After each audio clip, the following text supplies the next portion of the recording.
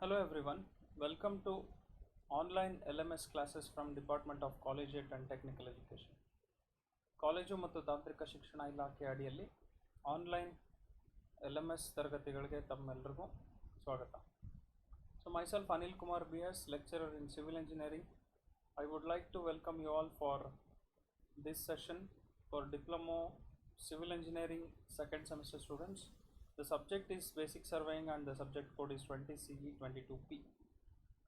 So Diploma Civil Engineering ಎರಡನೇ semester ವಿದ್ಯಾರ್ಥಿಗಳಿಗೆ basic surveying ಅನ್ನೋ ಒಂದು ಸಬ್ಜೆಕ್ಟ್ನ ಯೂನಿಟ್ 3 ಆಗಿರ್ತಕ್ಕಂಥ ಕಾಂಪಾಸ್ ಸರ್ವೇಯಿಂಗ್ ಅನ್ನೋ ಒಂದು ಯೂನಿಟ್ನ ಸೆಷನ್ 6 ಆರನೇ ಸೆಷನ್ಗೆ ತಮಗೆಲ್ಲರಿಗೂ ಸ್ವಾಗತ. ಸೊ ಈ ಒಂದು ಸಬ್ಜೆಕ್ಟ್ನ ಸಬ್ಜೆಕ್ಟ್ ಕೋಡು 20CE22P ಆಗಿರುತ್ತೆ. ಸೊ ಇದು ಕಾಂಪಾಸ್ ಸರ್ವೇಯಿಂಗ್ನ ಆರನೇ ಸೆಷನ್ ಆಗಿರುತ್ತೆ. ಓಕೆ, ಸೊ ನಾವು ಈ ಸೆಷನ್ನ ಮುಂದುವರಿಯೋದಕ್ಕೂ ಮುಂಚೆ before starting the contents of this session let us just recall the previous session contents what we have learnt in our last session. ಅಂದರೆ ಲಾಸ್ಟ್ ಸೆಷನಲ್ಲಿ ಏನೇನು ಕಲಿತೆ ಅಂತ ಒಂದು ಸ್ಮಾಲ್ ಬ್ರಷ್ ಅಪ್ ಮಾಡೋಣ. ಮೊದಲನೇದು local attraction. So local attraction ಅಂತಂದರೆ ಏನು? ಸೊ ಕಾಂಪಾಸ್ ಸರ್ವೇಯಿಂಗ್ ಒಳಗಡೆ so while conducting experiments in site or in laboratories. So what is local attraction? ಏನು ಲೋಕಲ್ ಅಟ್ರಾಕ್ಷನ್ ಅಂತಂದರೆ ಸೊ ನಿಮ್ಗೆಲ್ರಿಗೂ ಗೊತ್ತಿದೆ ಫೋರ್ ಬೇರಿಂಗ್ ಅಂತಂದ್ರೇನು, ಬ್ಯಾಕ್ ಬೇರಿಂಗ್ ಅಂತಂದ್ರೇನು.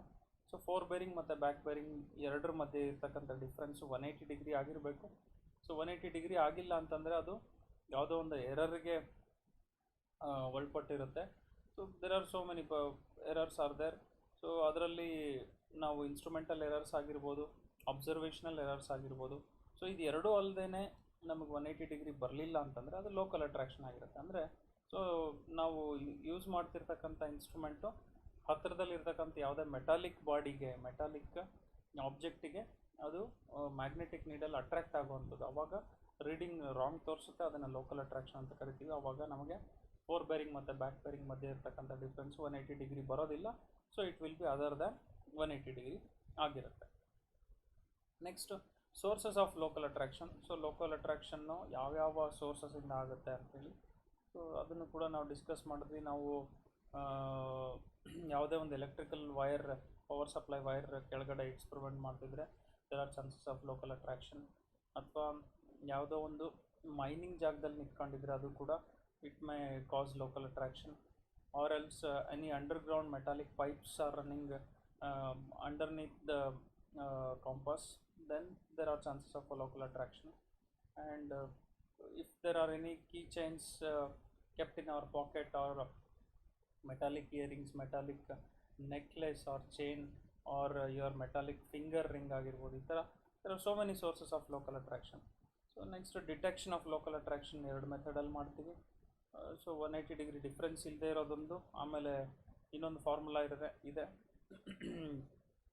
2n - 4 × 90 ಡಿಗ್ರಿ ಅಂತೇಳಿ.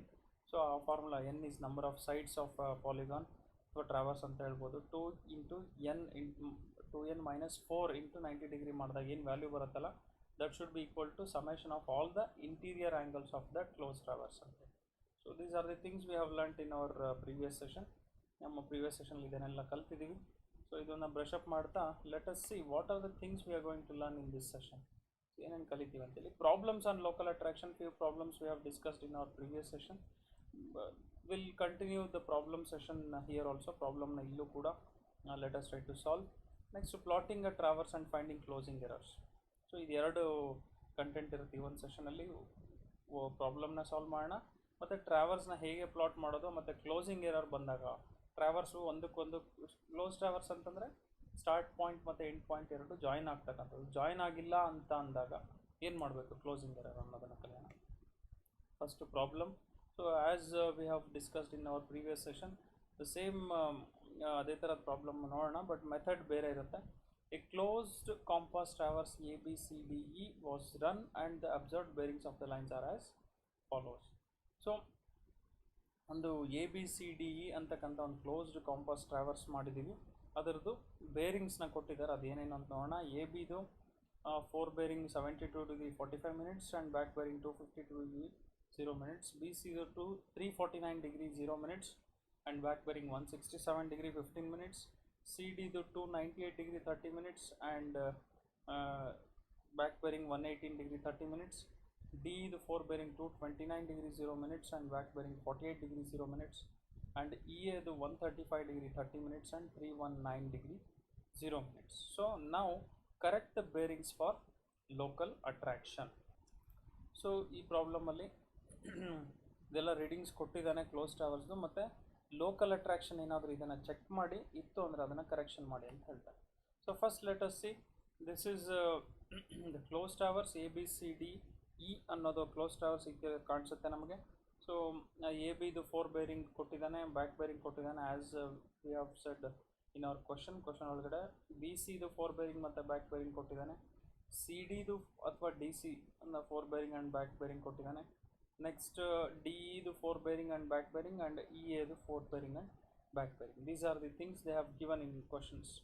So now look at here, by inspecting the values of the forebearing and back bearing of the lines, it is clear that the observed fore and back bearings of the line CD, that is CD, nodi look at this, CD ಅನ್ನೋ ಲೈನ್ದು 4 bearing ಮತ್ತು back bearing ಮಧ್ಯೆ ಇರ್ತಕ್ಕಂಥ difference exactly 180 degree ಇದೆ. ಇನ್ನು ಉಳಿದಿರ್ತಕ್ಕಂಥ ಯಾವುದೇ ಲೈನ್ದು difference of 4 bearing and back bearing ಮಾಡಿದಾಗ it is not showing 180 degree. So ಇದರ ಅರ್ಥ ಏನು, the points C and D are free from local attraction. ಅಂದರೆ C and D ಪಾಯಿಂಟ್ಸ್ ಎರಡರದು ಲೋಕಲ್ ಅಟ್ರಾಕ್ಷನ್ ಇಲ್ಲ. It is clear from errors, clear from local attraction. So ಅದರ ಅರ್ಥ ಏನು, the readings observed from point C and point D are correct. Right. So ಅಂದರೆ ಅರ್ಥ ಏನು, point C ಇಂದ ಮಾಡಿರ್ತಕ್ಕಂಥ ರೀಡಿಂಗ್ ಯಾವುದೇ ಆಗಿರುತ್ತೆ, back bearing of B C ಆಗಿರುತ್ತೆ ಅಥವಾ back bearing of C B ಅಂತ ಹೇಳ್ಬೋದು. So back bearing of B C ಸರಿ ಇರುತ್ತೆ. ಸಿಮಿಲರ್ಲಿ ಡಿ ಇಂದ ಅಬ್ಸರ್ವ್ ಮಾಡಿರೋದು ನಾವು 4 ಬೇರಿಂಗ್ ಆಫ್ ಡಿ ಇ ಅಂದರೆ ಈ ರೀಡಿಂಗ್ 229 ಡಿಗ್ರಿ 0 ಮಿನಿಟ್ಸ್ ಸರಿ ಇರುತ್ತೆ. Back bearing of B C ಅಂತಂದರೆ ಇದು 167 ಡಿಗ್ರಿ 15 ಮಿನಿಟ್ಸ್. ಸೊ ಅಂದರೆ 1, 2, 3 ಮತ್ತು 4 ಈ 4 readings they are free from local attraction. ಇನ್ನು ಉಳಿದಿರ್ತಕ್ಕಂಥ ಎಲ್ಲದರಲ್ಲೂ ನಾವು ಕರೆಕ್ಷನ್ಸ್ನ ಅಪ್ಲೈ ಮಾಡಬೇಕಾಗುತ್ತೆ. So therefore both the station C and D are free from local attractions and therefore the bearings observed from these station should be correct bearings. So these are the things we have observed at the initial stage. ಇದನ್ನು observe ಮಾಡುತ್ತೆ. Next, therefore the bearings of the line DE should be correct bearing. So as I said earlier, DE ಇದು 4 bearing correct ಇರುತ್ತೆ. ಅಂದರೆ ಅರ್ಥ ಏನು, that is 4 bearing of DE 229 degree 0 minutes is correct. The bearing of ED back bearing should be, so ಇದು 4 bearing 229 degree 0 minutes ಇದೆ ಅಂತಂದರೆ back bearing ಎಷ್ಟಿರಬೇಕು, -180 degree ಮಾಡಿದ್ರೆ ಎಷ್ಟು ಬರುತ್ತೆ, 49 ಡಿಗ್ರಿ ಇರಬೇಕು. But look at here, the back bearing of D is 48 degree. So 48 degree ಬಂದಿದೆ. So it means the observed bearing of line ED is 48 degree. So thus the station E is affected by local attraction. Point E ಅನ್ನೋದು local attraction ಇಂದ affect ಆಗಿದೆ ಅಂತ ಅರ್ಥ. So to bring the observed incorrect bearing of the line at the station E to its corrected value, 1 degree should be added. ಅಂದರೆ ನಮಗೆ 49 degree ಬರಬೇಕಿತ್ತು, but 48 degree ತೋರಿಸಿದ್ದಾರೆ. ಅದರ ಅರ್ಥ ಏನು, ನಾವು ಈ ವ್ಯಾಲ್ಯೂಗೆ 1 ಡಿಗ್ರಿನ ಆ್ಯಡ್ ಮಾಡಬೇಕು. +1 degree should be added. ಏನದು, therefore the error at the station is said to be 1 degree. 1 degree error ಇದೆ ಅಂತ. Thus to correct the values of bearing observed at the station E, +1 degree should be added to the observed bearings from point E. ಅಂದರೆ therefore the corrected bearings of lines ED and EA are ED ಮತ್ತು ED ಮತ್ತು EA ಎರಡರದ್ದು corrected bearings ಏನಾಗುತ್ತೆ, so 49 degree ಅಂದರೆ 48ಗೆ +1 add ಮಾಡಿದ್ರೆ 49 degree ಬರುತ್ತೆ. 4 bearing of EA ಏನಿದೆ ಇಲ್ಲಿ 135 degree 30 minutes ಇದೆ. ಸೊ ಇದಕ್ಕೆ 1 ಡಿಗ್ರಿ ಆ್ಯಡ್ ಮಾಡಿದ್ರೆ ಏನಾಗುತ್ತೆ, 136 ಡಿಗ್ರಿ 30 ಮಿನಿಟ್ಸ್ ಆಗುತ್ತೆ. So therefore the corrected bearings of line ED and EA are 49 degree and 136 degree 30 minutes respectively. From the corrected bearing of line EA, the station A may be corrected as follows. So EA ಇಂದ ನಾವು correct ಮಾಡಿದ್ವಿ ತಾನೆ. ಇವಾಗ 4 bearing of EA 135 degree 30 minutes ಬಂದಿದೆ ಅಂದರೆ back bearing ಏನಾಗಬೇಕು, ಇದಕ್ಕೆ 180 degree add ಮಾಡಬೇಕು. So back bearing of AE should be, ಅಥವಾ back bearing of EA 136 degree 30 minutes, bearing of EA +180, that should be 316 degree 30 minutes ಬರಬೇಕಾಗುತ್ತೆ, 316. ಬಟ್ ನಮಗಿಲ್ಲಿ observe ಮಾಡಿರೋದು ಎಷ್ಟು ಬಂದಿದೆ, 319 ಡಿಗ್ರಿ 0 ಮಿನಿಟ್ಸ್ ಬಂದಿದೆ. Therefore the observed bearing of line is 319 degree. Therefore a station A is affected by local attraction. So A ಕೂಡ local ಅಟ್ರಾಕ್ಷನ್ಗೆ affect ಆಗಿದೆ. To correct the bearing of A ಇದು correction ಮಾಡಬೇಕು ಅಂತಂದರೆ from station A 2 degree 30 minutes should be deducted. ಅಂದರೆ ಇಲ್ಲಿ 319 degree ಅಂದರೆ extra ಇದೆ ನಮಗೆ ಬೇಕಾಗಿರೋ 316 degree 30 minutes. So 316 degree 30 minutes minus 319 degree ಅಂದರೆ 2 ಡಿಗ್ರಿ 30 ಮಿನಿಟ್ಸ್ ಡಿಡಕ್ಟ್ ಮಾಡಬೇಕು. Therefore the correction for local attraction is minus 2 degree 30 minutes. So the corrected bearings of A E and A B are, A ಇಂದ ಮಾಡಿರ್ತಕ್ಕಂಥ 2 line bearings ತೊಗೊಂಡಿದ್ದೀವಿ ನಾವು, A E ಮತ್ತು A B. A E ಇದೆಷ್ಟಿದೆ 319 degree, ಅದನ್ನು ನಾವು 2 degree 30 minutes minus ಮಾಡಿದಾಗ 316 degree ಬರುತ್ತೆ, ನಾವು 316 ಡಿಗ್ರಿ 30 ಮಿನಿಟ್ಸ್. ಸಿಮಿಲರ್ಲಿ ಎ ಬಿಗೆ 4 ಬೇರಿಂಗ್ 72 ಡಿಗ್ರಿ 45 ಮಿನಿಟ್ಸ್ ಇದೆ ಅಂತಂದರೆ ನಾವು ಅದಕ್ಕೆ 2 ಡಿಗ್ರಿ 30 ಮಿನಿಟ್ಸ್ನ ಮೈನಸ್ ಮಾಡಿದ್ರೆ ನಮಗೆ ಎಷ್ಟು ಬರುತ್ತೆ, 70 ಡಿಗ್ರಿ 15 ಮಿನಿಟ್ಸ್ ಬರುತ್ತೆ. 70 degree 15 minutes. So 72 degree 45 minutes minus 2 degree 30 minutes ಮಾಡಿದ್ರೆ 70 ಡಿಗ್ರಿ 15 ಮಿನಿಟ್ಸ್ ಬರುತ್ತೆ. So this is correct. Next ಇದಕ್ಕೆ 180 ಆ್ಯಡ್ ಮಾಡಿದ್ರೆ therefore the corrected bearing of B A ಅಂದರೆ back bearing of A B ನೋಡಿದ್ರೆ ಎಷ್ಟು ಬರಬೇಕು ನಮಗೆ, 70 degree 15 minutes corrected bearing plus 180 degree. So it should be 250 degree 15 minutes ಬರಬೇಕು. But observed bearing ಏನು ಹೇಳ್ತಾ ಇದೆ, 252 ಡಿಗ್ರಿ ಇದೆ ಅಂತ ಹೇಳ್ತಾ ಇದೆ, 252 ಡಿಗ್ರಿ ಇದೆ ಅಂತ ಹೇಳ್ತಾ ಇದೆ. ಸೊ ಅದಕ್ಕೆ ಮತ್ತೆ ಏನು ಮಾಡ್ಬೇಕು ನಾವೀಗ, but the observed bearing of B A is 252 degree, therefore the station B is affected by local attraction. ಇವಾಗ ಸ್ಟೇಷನ್ ಬಿ ಕೂಡ ಲೋಕಲ್ ಅಟ್ರಾಕ್ಷನ್ಗೆ ಅಫೆಕ್ಟ್ ಆಗಿದೆ. So the correction for local attraction is ಎಷ್ಟು, 252 ಡಿಗ್ರಿ ಕೊಟ್ಟಿದ್ದಾರೆ, ನಮಗೆ actually ಬರಬೇಕಾಗಿರೋದು 250 degree 15 minutes. So corrected 1 degree 45 minutes ನಮಗೆ difference ಬರ್ತಾ ಇದೆ. ಲೋಕಲ್ ಅಟ್ರಾಕ್ಷನ್ ಕರೆಕ್ಷನ್ಸ್ನ ಅಪ್ಲೈ ಮಾಡಬೇಕು. Therefore the correct bearings of B A and B C are 250 degree 15 minutes, ಇಲ್ಲಿ 250 ಡಿಗ್ರಿ 15 ಮಿನಿಟ್ಸ್ ಆಗುತ್ತೆ. ಮತ್ತು ಪ್ಲಸ್ ಇಲ್ಲಿ ಬಂದಿರುವಂಥ ರೀಡಿಂಗ್ 349 ಡಿಗ್ರಿ 0 ಮಿನಿಟ್ಸಿಗೆ 1 ಡಿಗ್ರಿ 45 ಮಿನಿಟ್ಸ್ ಕರೆಕ್ಷನ್ ಅಪ್ಲೈ ಮಾಡಿದ್ರೆ 347 degree 15 minutes respectively 347 degree 15 minutes ಆಗುತ್ತೆ.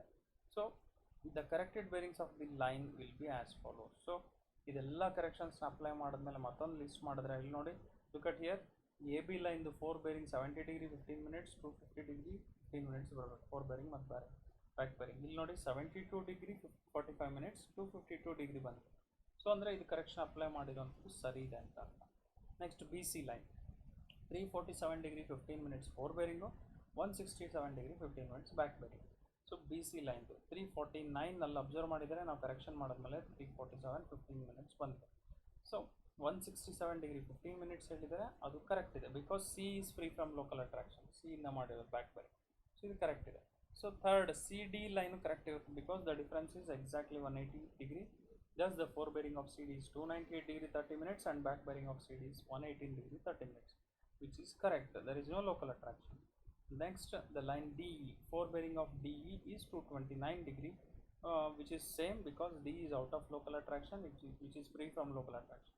And ED ಅಂದರೆ back bearing of D 49 degree ಇದೆ. ಇಲ್ಲಿ ನಮಗೆ ಆ್ಯಕ್ಚುಲಿ ಅಬ್ಸರ್ವ್ 48 ಮಾಡಿದರೆ ನಾವು ಕರೆಕ್ಟ್ ಮಾಡಿದಾಗ 49 ಡಿಗ್ರಿ ಆಗುತ್ತೆ. ಸಿಮಿಲರ್ಲಿ ಇ ಮತ್ತು ಎ ಎರಡು ಲೋಕಲ್ ಅಟ್ರಾಕ್ಷನ್ಗೆ ಒಳಪಟ್ಟಿದೆ, ಹಾಗಾಗಿ 4 ಬೇರಿಂಗ್ 135 ಡಿಗ್ರಿ 30 ಮಿನಿಟ್ಸ್ ಅವರು ಅಬ್ಸರ್ವ್ ಮಾಡಿದ್ದಾರೆ, but after correction 136 degree 30 minutes ಆಗುತ್ತೆ.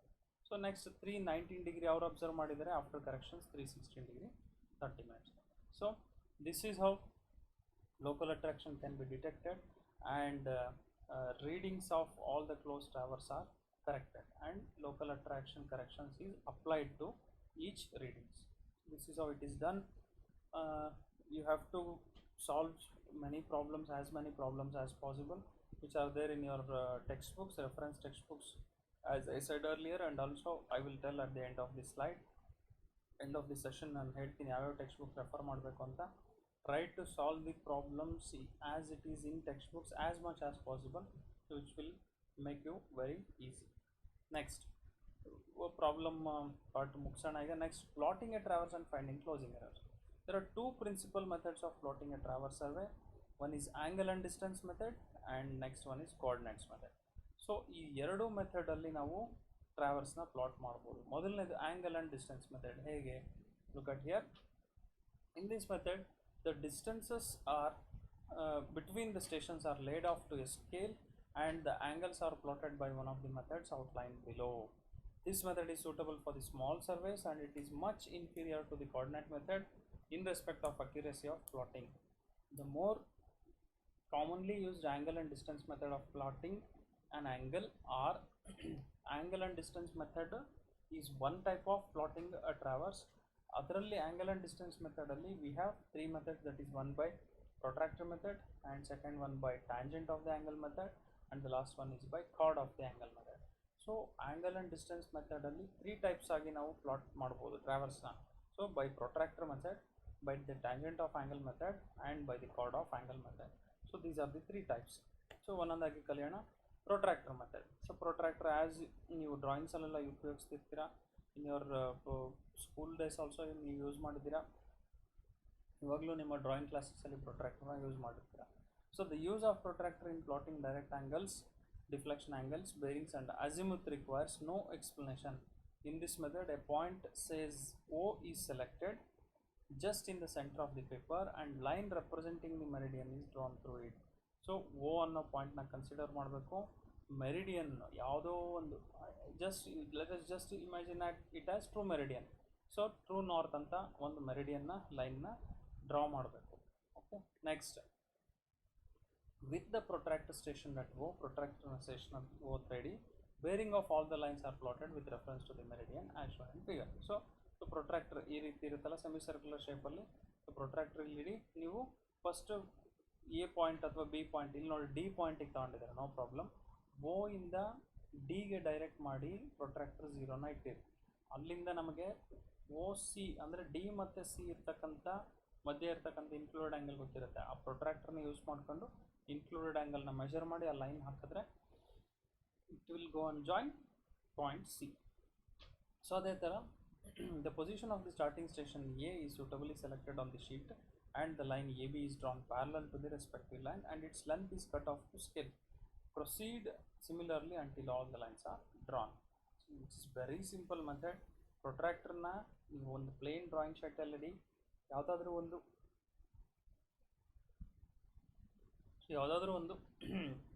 ಟ್ರೂ ಮೆರಿಡಿಯನ್ ರೆಫರೆನ್ಸ್ ತಗೊಳ್ಳಿ.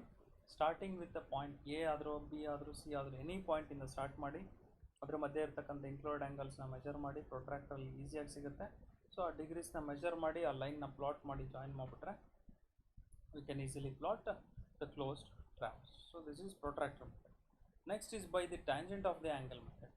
So the tangent method is a trigonometric method based upon the fact that in right angle triangles the perpendicular, that is base into tan theta, where theta is angle from the end of the base, a perpendicular is set off, the length of the perpendicular being equal to base x tan theta. So thus the station point is joined to the point so obtained. The line so obtained includes theta with the given side. The values of tan theta are taken from the table of natural tangents. If the angle is little over 90 degree is plotted by erecting a perpendicular and reminded by the tangent method using perpendicular at base. So by using this procedure, ಇಲ್ಲಿ ನೀವು tan theta ನ ಉಪಯೋಗಿಸ್ಕೊಂಡು base x into tan theta perpendicular line, ಇಲ್ಲಿ right angle ಟ್ರಯಾಂಗಲ್ನ ಉಪಯೋಗಿಸ್ಕೊಂತೀವಿ. ನಾವು right angle triangle draw ಮಾಡಿಬಿಟ್ಟು ಅಲ್ಲಿ base into tan theta, where theta is the angle. So ಈ ಫಾರ್ಮುಲಾನ ಉಪಯೋಗಿಸ್ಕೊಂಡು ನಾವೇನು ಮಾಡ್ತೀವಿ, by the tangent of the angle ಮೆಥಡಲ್ಲಿ ನಾವು ಕ್ಲೋಸ್ ಟ್ರಾವರ್ಸ್ನ ಪ್ಲಾಟ್ ಮಾಡ್ತೀವಿ. So which is also very simple. Next is by the chord of the angle method. ಏನದು?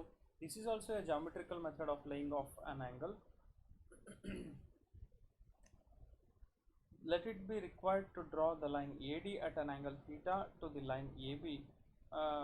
With A as center, draw an arc of a convenient radius. To cut the line AB in B, with B as a center, draw an arc of radius R equal to the chord length. To cut the previous arc in D, the radius R being given as 2R sin theta by 2. So theta is the angle between 2 points. So ಈ ಒಂದು ಫಾರ್ಮುಲಾನ ಉಪಯೋಗಿಸ್ಕೊಂಡು by the chord of the angle method ಅಂದರೆ so ಆರ್ಕ್ನ cut ಮಾಡೋಂಥದ್ದು. So will be knowing the distance and the angle. So ಆ ಎರಡು angle ಮತ್ತು ಡಿಸ್ಟೆನ್ಸ್ನ ಉಪಯೋಗಿಸ್ಕೊಂಡು ನಾವು ಆರ್ಕ್ನ ಕಟ್ ಮಾಡಿ ಎರಡು ಆರ್ಕ್ ಎಲ್ಲಿ ಮೀಟ್ ಆಗುತ್ತೋ ಸೊ ಆ ಪಾಯಿಂಟ್ನ ನಾವು ಸ್ಟೇಷನ್ ಪಾಯಿಂಟ್ ಅಂತ ಕನ್ಸಿಡರ್ ಮಾಡ್ತೀವಿ. So this is also one of the simple method.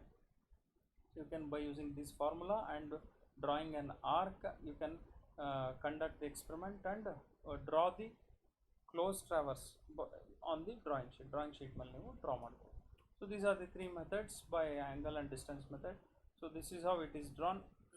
Join AD, thus getting the direction of AD in an inclination theta to AB. The lengths of the chords of angles corresponding to unit radius can be taken from the table of chords. So this is how chord R ಅನ್ನು ನೀವು find out ಮಾಡಬೇಕಾಗುತ್ತೆ. So that is 2r sin theta by 2. So R is the radius where the point is going to join. So by this method also you can draw the closed traverse. Next is angle and distance method. The second method is coordinate method. This is also very simple. In this method the survey stations are plotted by calculating their coordinates. This method is by far the most practical and accurate one for plotting traverse or any other extensive system of horizontal control. So the biggest advantage of this method of plotting is that the closing error can be eliminated by balancing prior to plotting. So coordinate method the biggest benefit ಏನು ಅಂತಂದರೆ closing error ಬರೋದಿಲ್ಲ, because coordinates ನಿಮಗೆ ಗೊತ್ತಿರುತ್ತೆ. So coordinates ಅಂದರೆ X coordinate and Y coordinate. ನೀವು graph ಹಾಕಿರೋ ಫಿಸಿಕ್ಸಲ್ಲೆಲ್ಲ ಓದಿರ್ತೀರ, ನೀವು 10th ಗ್ರಾಫ್ ಹಾಕ್ತೀರಿ X coordinate and Y coordinates. So ಆ ಥರ ನಮಗೆ ಕೋಆರ್ಡಿನೇಟ್ಸ್ ಗೊತ್ತಿರುತ್ತೆ ಪ್ರತಿಯೊಂದು ಪಾಯಿಂಟು ಕ್ಲೋಸ್ ಟ್ರಾವರ್ಸ್. ಆ ಕೋಆರ್ಡಿನೇಟ್ಸ್ನ ಉಪಯೋಗಿಸ್ಕೊಂಡು ನಾವು ಡ್ರಾ ಮಾಡ್ತಾ ಹೋಗ್ತೀವಿ. ಸೊ ಇದ್ರದ್ದು ಬಿಗ್ಗೆಸ್ಟ್ ಅಡ್ವಾಂಟೇಜ್ ಏನು, there will be no closing error. Closing error can be eliminated by balancing the prior to plotting. So plotting ಮುಂಚೆನೇ ಬ್ಯಾಲೆನ್ಸ್ ಮಾಡ್ಕೊಂಡು ಕ್ಲೋಸಿಂಗ್ ಎರರ್ನ ನಾವು ಅವಾಯ್ಡ್ ಮಾಡ್ಬೋದು. ಅಂದರೆ ಫಸ್ಟ್ ಪಾಯಿಂಟ್ ಮತ್ತು ಲಾಸ್ಟ್ ಪಾಯಿಂಟ್ ಬಂದು ಒಂದಕ್ಕೊಂದು ಜಾಯ್ನ್ ಆಗೋ ರೀತಿ ಅಡ್ಜಸ್ಟ್ ಮಾಡ್ಬೋದು. So this is second method. Next is traverse computations. So traverse close ಆಗಬೇಕಾದ್ರೆ ಯಾವಾಗ ಒಂದು ಪಾಯಿಂಟ್ ಸ್ಟಾರ್ಟ್ ಪಾಯಿಂಟ್ ಮತ್ತು ಎಂಡ್ ಪಾಯಿಂಟ್ ಜಾಯ್ನ್ ಆಗಲ್ವೋ ಅವಾಗ ಕೆಲವು ಕಂಪ್ಯೂಟೇಷನ್ಸ್ ಮಾಡ್ಬೇಕು, ಕೆಲವು ಕ್ಯಾಲ್ಕುಲೇಷನ್ಸ್ ಮಾಡ್ಬೇಕು. ಏನದಂತ latitude and departure. So this you have already learned in your physics ಕ್ಲಾಸಲ್ಲಿ ಕಲ್ತಿರ್ತಾರೆ, but still let us remind you. The latitude of a survey line may be defined as its coordinate length measured parallel to an assumed meridian direction, that is true north or magnetic north or any other reference direction. Andre the latitude of a survey line may be defined as its coordinate length measured parallel to an assumed meridian. ಯಾವುದೇ ಒಂದು line ನಮಗೆ true ನಾರ್ತ್ಗೆ ಇಲ್ಲ, magnetic ಮೆರಿಡಿಯನ್ಗೆ ಇಲ್ಲ, ಯಾವುದೋ ಒಂದು direction ಇರುತ್ತೆ ಅಂದರೆ ಅದರದ್ದು ಲ್ಯಾಟಿಟ್ಯೂಡ್ ಅಂದರೆ ಈಕ್ವಲೆಂಟ್ ಲೆಂತ್ ನಾವು ಮೆಜರ್ ಮಾಡಬೇಕು ಅಂದರೆ ಅದು ಯಾವುದೋ ಒಂದು ಕೋಆರ್ಡಿನೇಟ್ ಲೆಂತನ್ನು ಪ್ಯಾರಲಲ್ ಆಗಿ ಅಸ್ಯೂಮ್ ಮಾಡ್ಕೊಂಡು, ಯಾವುದಕ್ಕೆ ಪ್ಯಾರಲಲ್ ಆಗಿ assumed meridian direction. So may be true magnetic north or any other reference ಡೈರೆಕ್ಷನ್ಗೆ ಅಸ್ಯೂಮ್ ಮಾಡ್ಕೊಂಡು ಪ್ಯಾರಲಲ್ ಆಗಿ ಮಾಡೋಂಥ ಲ್ಯಾಟಿಟ್ಯೂಡ್ ಅಂತ ಕರಿತೀವಿ. So departure of a survey line may be defined as its coordinates length measured at right angle to the meridian direction. ಅಂದರೆ ಲ್ಯಾಟಿಟ್ಯೂಡ್ಗೆ right angle ಆಗಿ measure ಮಾಡೋಂಥದ್ದು ಡಿಪಾರ್ಚರ್ ಆಗಿ. So latitude and departure, just try to memorize the definition. Once you solve the problem you will understand the clear picture. So just look at this picture. ಇಲ್ಲೇನಾಗಿದೆ, so A B is a line. A B ಅನ್ನೋ line ನಮಗೆ first ಕೋಆರ್ಡಿನೇಟಲ್ಲಿ ಬಂದಿದೆ, north south east west. ಈ first ಕೋಆರ್ಡಿನೇಟಲ್ಲಿ ಬಂದಿರೋವಂಥದ್ದು latitude ಮತ್ತು departure ಹೇಗೆ ಫೈಂಡ್ ಔಟ್ ಮಾಡಿ. Latitude is L, capital L, ಅಂದರೆ which is parallel to north direction. Departure is perpendicular to latitude, ಲ್ಯಾಟಿಟ್ಯೂಡ್ಗೆ perpendicular ಆಗಿದೆ. ಏನಂತ ನೋಡೋಣ.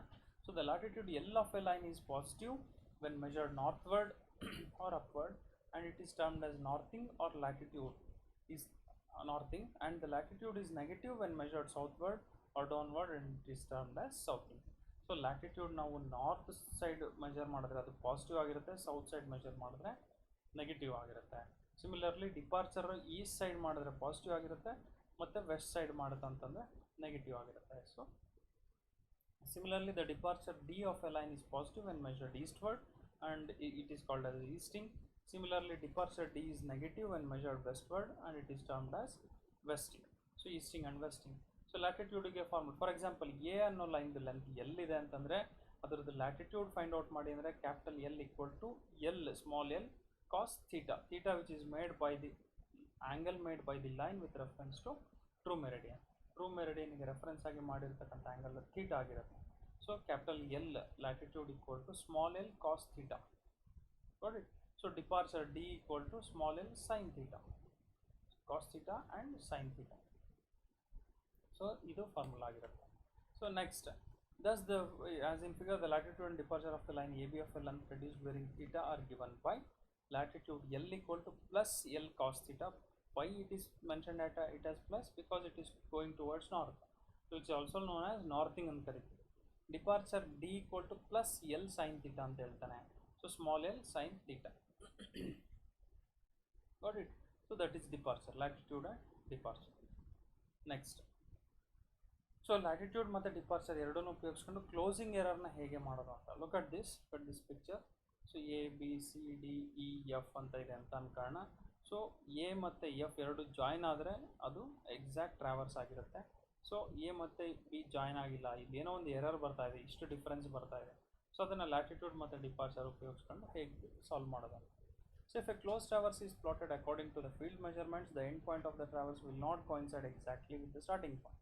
Owing to the errors in the field measurements of the angles and distances, such error is known as closing error. ಅಂದರೆ ಈ closed traverse ನಾವು ಸೈಟಲ್ಲಿ measure ಮಾಡಿರ್ತಕ್ಕಂಥ ರೀಡಿಂಗ್ಸ್ನ ತಗೊಂಬಂದು when you try to plot on the drawing sheet in the office, definitely, usually, most probably there are chances of a closing error. ಅಂದರೆ start point ಮತ್ತು end point so ಒಂದಕ್ಕೊಂದು join ಆಗೋದಿಲ್ಲ, close ಆಗೋದಿಲ್ಲ. So ಆ ಒಂದು ಗ್ಯಾಪನ್ನು ಏನಂತ ಕರಿತೀವಿ ನಾವು, ಕ್ಲೋಸಿಂಗ್ ಎರರ್ ಅಂತ ಕರಿತೀವಿ. ನೋಡಿ, so in a close traverse the algebraic sum of the departures should be 0 and algebraic sum of the latitude should be 0. Algebraic sum of departure ಮತ್ತು algebraic sum of latitude 0 ಆಗಿರುತ್ತೆ. Closing error formula E equal to square root of summation of latitude square plus summation of departure square. So this is the formula for closing error. The direction of closing error is given by ಯಾವ direction ಹೋಗ್ತಿದೆ ಅನ್ನೋದನ್ನು ನಾವು ಹೇಗೆ find out ಮಾಡ್ತೀವಿ. tan delta equal to summation of departure divided by summation of latitude. The sign of sigma d and sigma l thus define the quadrant in which the closing error lies. ಯಾವ ಕ್ವಾಡ್ರೆಂಟಲ್ಲಿ ಇದೆ ಅನ್ನೋದು ಕೂಡ ಈ ಒಂದು sign ನಮಗೆ ತೋರಿಸ್ಕೊಡುತ್ತೆ. got it? So this is how closing error can be determined and can be detected. There are so many problems are there to for closing error. So you can refer those problems. Closing error bandaga there are so many methods are also there which is not there in your syllabus. If you want, you can refer textbooks. So but closing error bandaga these are the formulas to be used. So algebraic sum of the departure should be 0. adu gnapaka irbeku. Algebraic sum of the latitude should be 0. So closing error E equal to square root of summation of latitude square plus summation of departure square. So this is the formula you need to memorize. Got it? And the direction is given by tan delta equal to sigma d divided by sigma l. Andre summation of departures divided by summation of latitude. So sigma d and sigma l will thus define the quadrant in which the closing error lies. So summation of d and summation of l ಮಾಡಿದಾಗ ನಾವು ಯಾವ ಕ್ವಾಡ್ರೆಂಟಲ್ಲಿ point ಲೈ ಆಗಿದೆ ಅನ್ನೋದು ಕೂಡ ನಮಗೆ ಗೊತ್ತಾಗುತ್ತೆ. So this is all about closing error. So and for preparing this content we have referred these textbooks, that is surveying volume 1 and volume 2 by BC Punya, surveying and leveling volume 1 and volume 2 by TP Kanetkar and SV Kulkarni, surveying and leveling by SS Bhavikatti, surveying by Duggal, and also one more textbook, surveying by Arora. And there are so many reference textbooks, prescribed textbooks for diploma syllabus also. You can refer any of those textbooks or any of these textbooks, but I have referred these textbooks for solving the problem. There are so many good problems are there in textbooks. You can also refer ಮಾಡಿ ಪ್ರಾಬ್ಲಮ್ಸ್ನ solve ಮಾಡಿ ಅರ್ಥ ಮಾಡ್ಕೊಳ್ಳಿ. And this is our team, ನಮ್ಮ team, myself Anil Kumar BS and one more person Mr. Mohammad Abidullah.